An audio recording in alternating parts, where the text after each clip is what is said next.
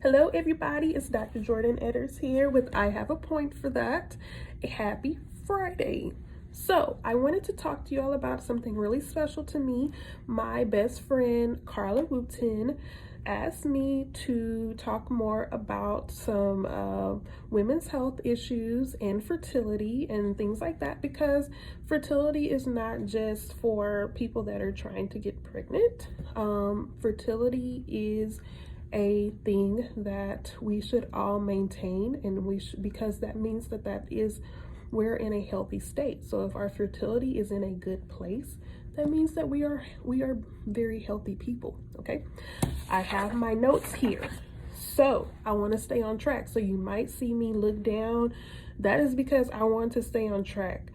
I understand your time. I understand you don't want to sit here for a whole hour and things like that. So hey, I want to make it short so that you all get the information in a good amount of time, okay? Anyway, so let's get started. So, fertility is a main part of TCM, which is traditional Chinese medicine. It is one of the things that we look at in a person's body, because if they are able to reproduce, if their body is in a state to reproduce, that means that they are in a pretty good shape, in a pretty good health. Okay, overall, that's just a general thing that we look at. Okay, women's health is a major piece of Chinese medicine, because women's health is it covers everything. But for one, the menstrual cycle tells us so much about what is going on with a woman. The menstrual cycle, we look at it as another vital sign. It is very important, and it should be respected. It shouldn't be thrown away. It shouldn't be stopped. It shouldn't be just, it shouldn't be looked down upon. It's a very special time that women have to actually detox and cleanse their bodies, and start a new month, start a new cycle. Okay, so I covered that part. Okay, so menstrual cycle is a vital sign in traditional Chinese medicine. Now, what should we be looking for? What are our normal menstrual cycle signs? Okay, it should be 28 to 30 days in length, no more, no less.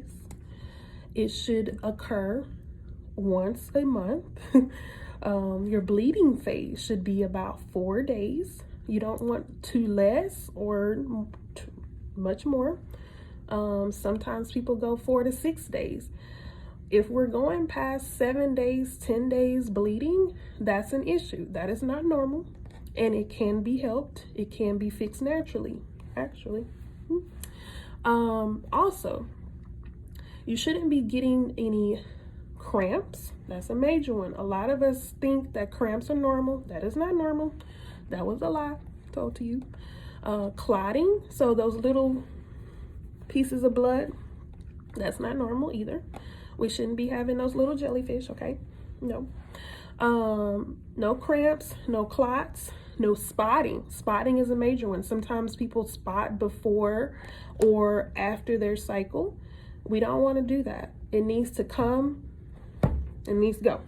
Okay, now of course you'll get a little bit of a lighter day. Your lightest day will be the last day. That's fine, whatever, but it shouldn't be extended. You shouldn't still have to keep seeing it for, and I'm saying like red spotting, there's an ending part. A lot of people get like a little brown, little things like that, and I'll talk about the brown part a little bit more. But the there's a normal part to that. Yes, you'll see like it gets lighter, and then the next day you might have a little bit left over, whatever. It didn't, it was still kind of coming out, but you're not having like an active bleeding phase for 7 to 10 days or 14 days. Okay, next thing, colors. It should be red, fresh red. Okay, fresh, not purple, not dark red, not super light red throughout the whole thing. We're talking about throughout the whole thing. Not brown.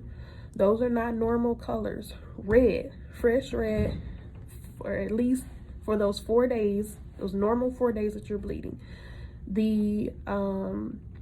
You shouldn't have to change your pads, tampons, menstrual cups more than 4 hours at a time. So you shouldn't have to change once an hour, things like that. That means you're bleeding too heavily.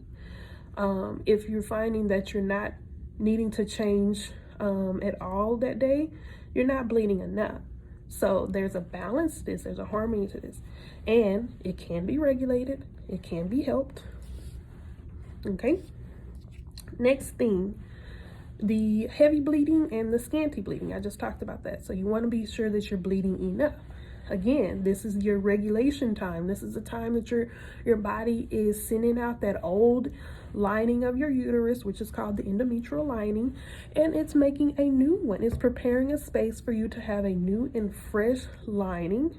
So if you are planning to get pregnant, you have a good sorry, my camera is shaking. You have a good place for the fertilized egg to implant and become an embryo. Okay, you have a nice bed for that. That is why you need a menstrual cycle every month, so that you can potentially when you get ready to have a child, you have a good place for it. Okay, we have to set up the foundation. It's important. So that's why when patients come in to me, women come in to me, I'm always asking, how is your menstrual cycle? When does it come? How many days do you bleed? How often does it come? How many days is your total menstrual cycle? So from the first day that you start bleeding until the next time that you start bleeding, okay? So a whole month. A lot of times when we say, how's your menstrual cycle? Well, it was only 4 days or whatever. I'm saying, okay, but how many days was your menstrual cycle? Well, it was 4 days. I only bled 4 days. But I'm saying, okay, how many days from start to finish until the next time you have another cycle? How many days is that? That's what I'm saying. So that's when they say, how many days is your menstrual cycle in total? Not how many days do you bleed.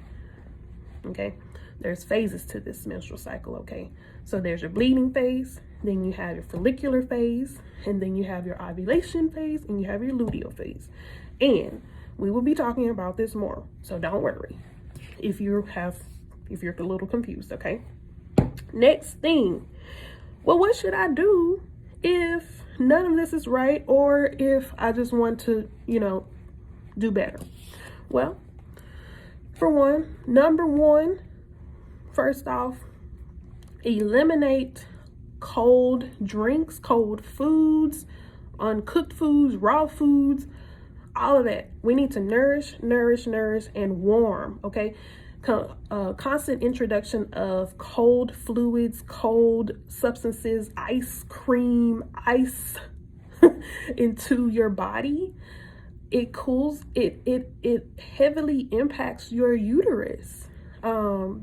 This is from our medicine. This is not addressed in Western medicine. It's just not the focus, okay?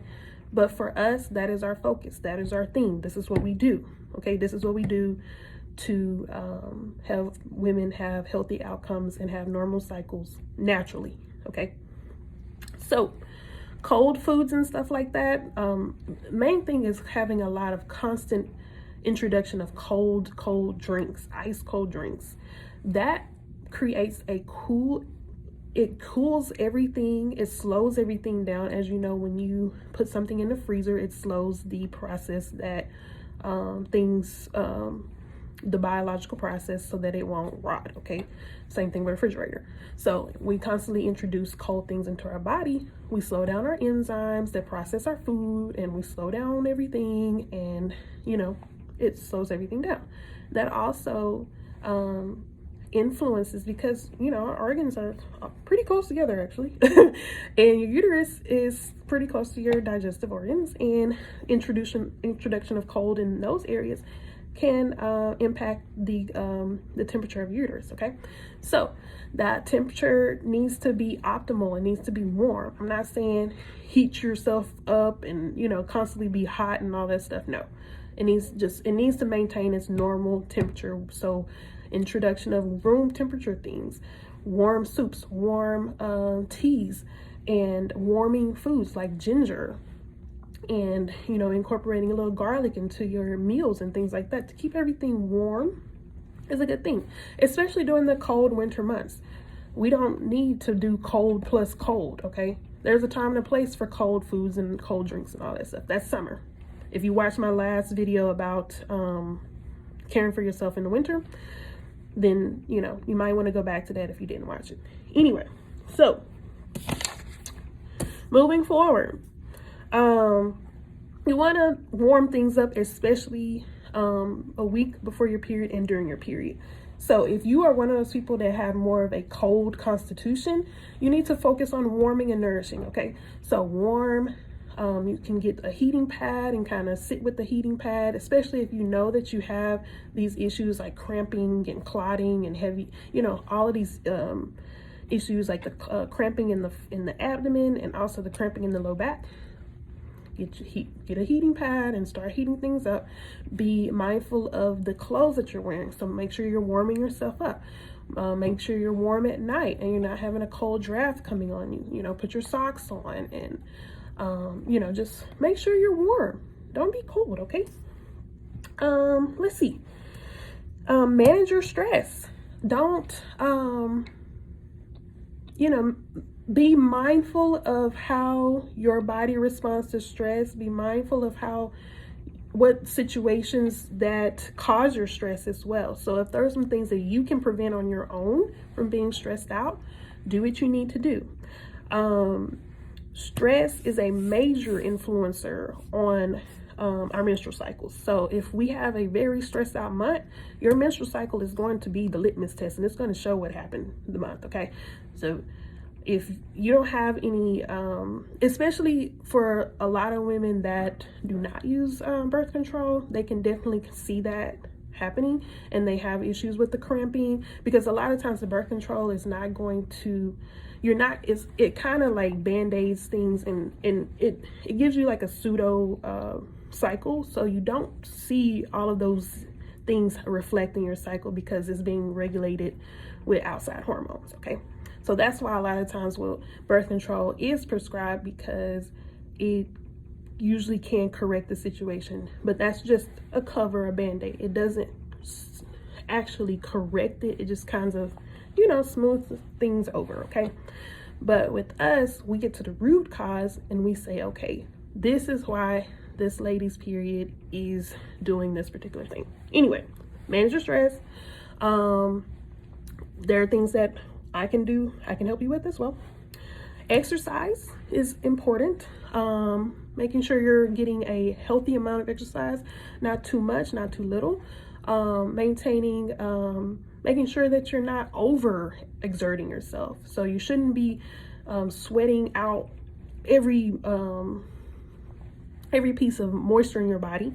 And you shouldn't be coming home just super outdone every time you work out either. So HIIT exercises and, CrossFit and things like that, and, marathons and things like that, those are okay. Just don't do them in excess. So you shouldn't be doing it to where you're exercising so much that your menstrual cycle is irregular, where you're not seeing it as often, because heavy exercise can cause that.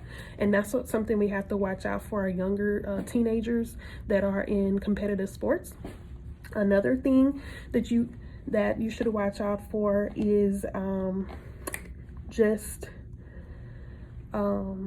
your nutrient intake. So making sure that you're getting enough food in. Sometimes when we we're changing up our diets and things like that, it does influence our menstrual cycle. So make sure that you're maintaining proper nourishment. And again, doing things that help nourish your bodies, like organic bone broth. Making sure that you're getting enough collagen into your bodies and things like that. And what else? Oh, and yeah, so the bone broth, the leafy green vegetables, green vegetables, chlorophyll, they have chlorophyll, and chlorophyll builds your blood. It helps build your blood. You can look that up. Okay, so what can I do? So with acupuncture on my side, I can help you regulate your menstrual cycle naturally by based on your constitution.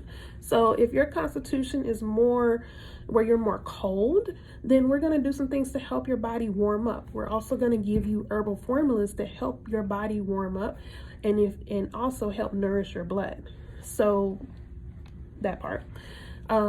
If you tend to be more of a stressed, anxious person, more emotional, things like that, then we do things to help calm your system down.